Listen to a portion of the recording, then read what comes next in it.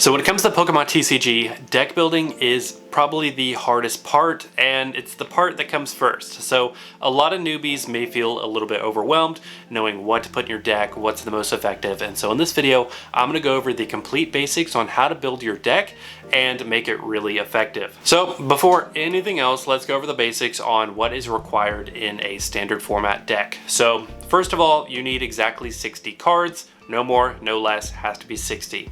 Also, your cards have to be within rotation, which Pokemon is a rotation-based TCG, meaning older sets cycle out, and so only the newer sets are legal in tournament play. To figure out which cards are in rotation, you can look online for the current rotation. At the time of filming this, it's pretty much all Scarlet and Violet sets, but take that with a grain of salt and make sure that rotation is still current for whenever you're watching this video. At the bottom left-hand side of your card, you will see a little letter in a white box. This one says H for this SPEC. That is the rotation number for that card. Now keep in mind, some trainer cards have been reprinted throughout the eras. So for example, this Professor's Research, while it was printed in the Sword and Shield era, it is still legal now because this same exact card is printed in the Scarlet and Violet era.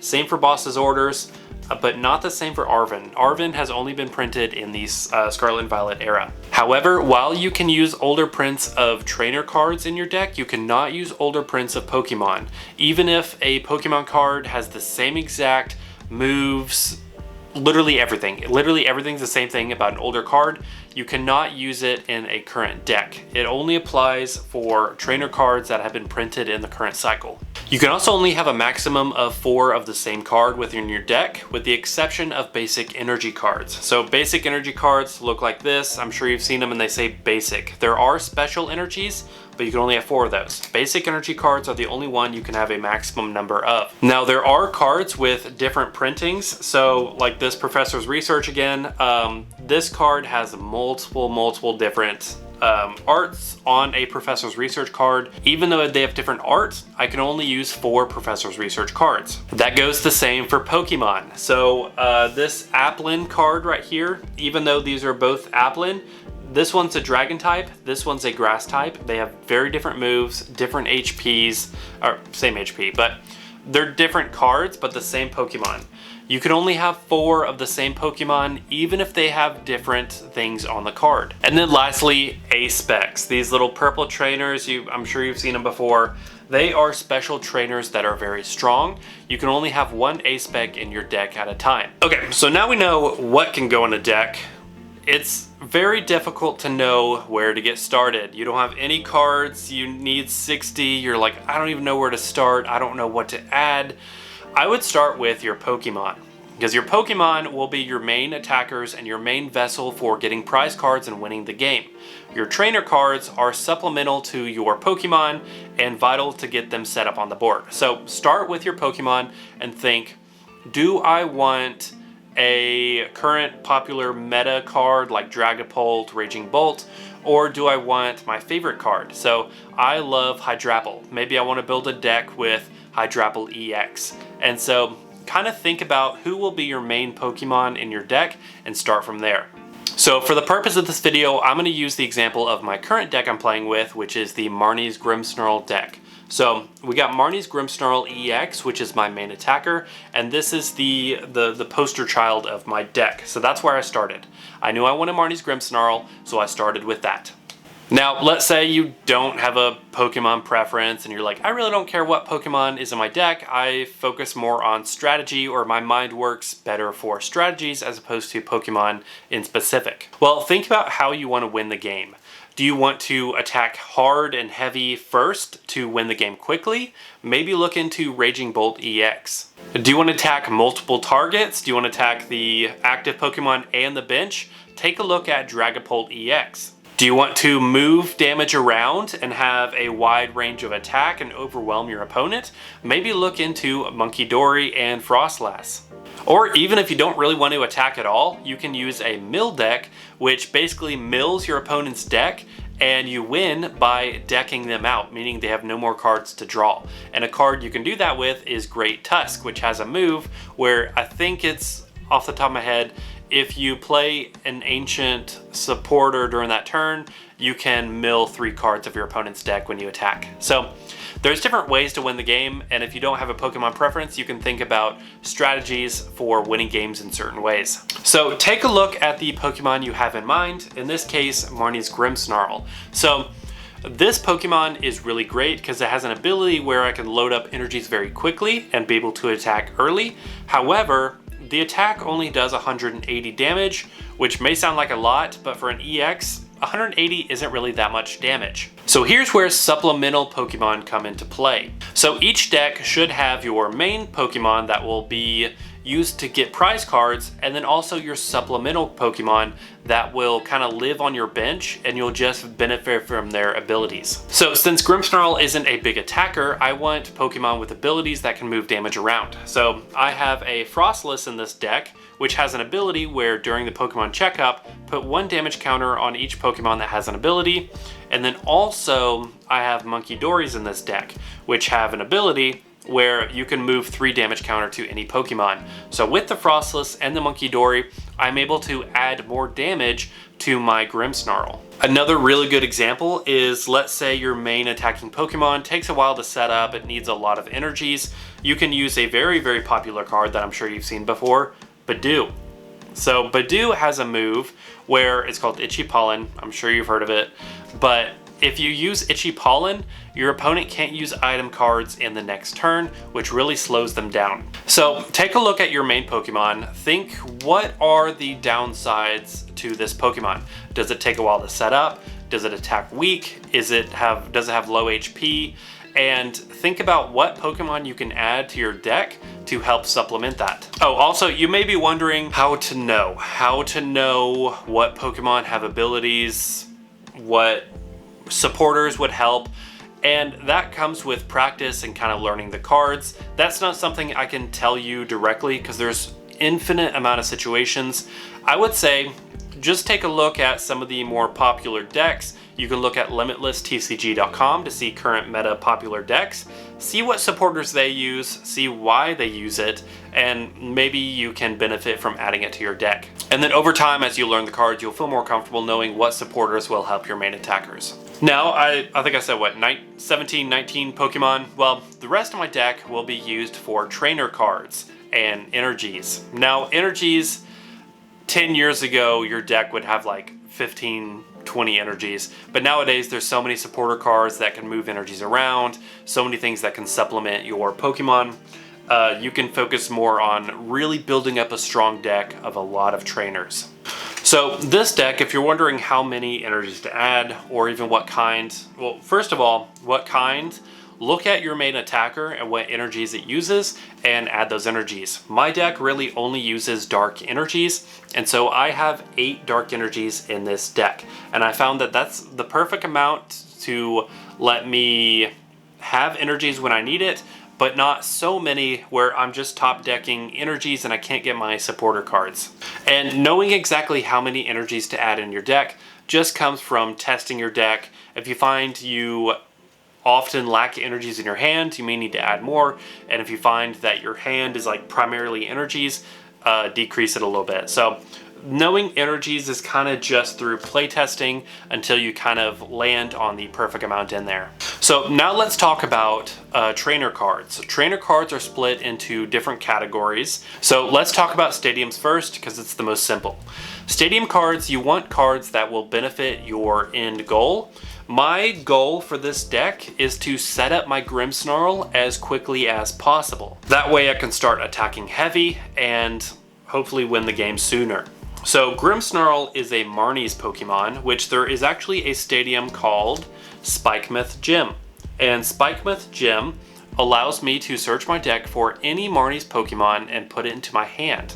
So that stadium is incredibly vital, and often it's good. It's better than other Pokemon draw stadiums like Artisan, which allows you to search for any non-basic or any basic non-EX Pokemon, because Spikemouth, odds are your opponent can't benefit from it, because what are the odds they're playing Marnie's deck as well? Now let's take a look at tools. So tools are a very interesting asset because you can retreat for less, you can do more or less damage, you can do damage when hit, and also you can use TMs, technical machines. So one of the most popular one is TM evolution.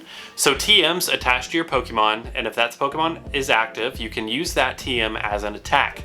Now after that turn, the TM is discarded, but with TM evolution, this attack actually lets you find 2 evolutions for your bench and evolve them. So you can see TMs can come in quite handy. However, remember you can only attach 1 tool per Pokemon, so I wouldn't overload your deck with too many tools. So for example, in my Marnie's Grimmsnarl deck, I've only got 4 tools. I've got 2 TM Evos, I've got a rescue board, which allows for 1 energy less to retreat, and then I've got TM Devolution, which devolves your opponent's Pokemon. So 4, I feel like that kind of worked for me. Now let's take a look at items, because items are arguably the most important part of your deck, even more than supporters, because you can use as many items as you want during your turn as long as you have them. So when you're choosing items for your deck, think about, again, the end goal for your deck. Do you need to get your Pokemon out quicker? If so, use Buddy Buddy Poffin, which allows you to search for 2 Pokemon. Do you need to get strong basic Pokemon like Pheasantipity onto your board, or Latias EX? Use a Nest Ball, which allows you to search for any basic Pokemon. Do you need to find your evolution Pokemon quicker to evolve, like for my Grimmsnarl? Do I need to get Grimmsnarl on the board quicker? Use an Ultra Ball, which allows you to discard 2 cards and find any Pokemon in your deck. Ultra Ball is also a great card if you need cards in your discard pile. For example, if you're using strategies such as Guard of War or Raging Bolt, if you need energies in your discard pile, you can use Ultra Ball to get cards into your discard pile. You can also choose disruptive item cards like Counter Catcher, like this. So Counter Catcher is if you have less prize cards, or if you have more prize cards remaining than your opponent, you can switch your opponent's active Pokemon with the bench. So it's good for disruption. Also, if you're using a lot of stage 2 Pokemon in your deck and you need them evolved way quicker, you can use cards such as Rare Candy, which allows you to go from basic straight to stage 2 as long as you have that stage 2 in your hand.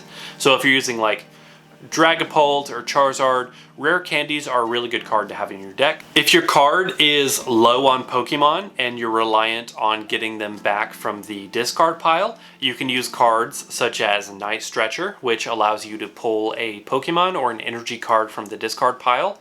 This is also good if your deck doesn't play as many energy cards. You can use items such as Night Stretcher to get them back from the discard pile. That way you can utilize the deck for other cards, not so many energies. So really, items are a great way to help you get to your end goal and set up your board as quickly as possible. Now, every deck is going to be different, so I can't tell you exactly which items are going to benefit yours the best. Just think about, what is the main goal? Do I want to set up my Grimmsnarl as quickly as possible? If so, what item cards can I use to make that happen? So like Spike Myth allows me to search for any Marnie's Pokemon. I can search for a Grimmsnarl, and if I have a Rare Candy, I can evolve that Impidimp right off the bat. So using the combination of Spike Myth Gym and Rare Candy, I'm able to get my Grimmsnarl on the deck pretty quickly. Now let's take a look at supporters, the final piece of the puzzle. Now remember, supporters, you can only use 1 per turn, and so you don't want to overload your deck with too many supporters because you can only use 1. If you have all supporters, your hand can be full of really good cards, but you can only play 1 per turn. Luckily for supporters, in the current meta, everyone kind of has these same supporters, give or take a few within their deck. You've got the heavy hitters like Iono, which if you play Iono, you and your opponent both shuffle your hand into the bottom of your deck, and then you draw how many prize cards you have left. So a really good disruption card. Iono is a good one to look into putting into your deck.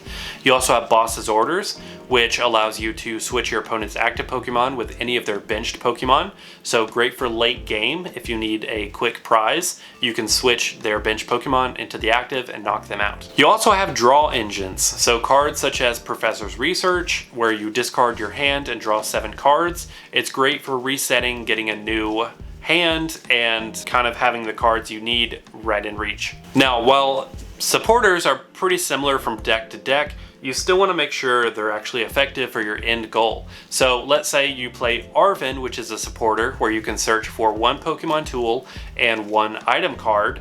If you don't have any tools in your deck, you don't need to play Arven. So I would maybe switch it to a Professor's Research or something where you can get your items that you need. Or let's say your deck is really reliant on you getting stadiums in play. You can use, what is it?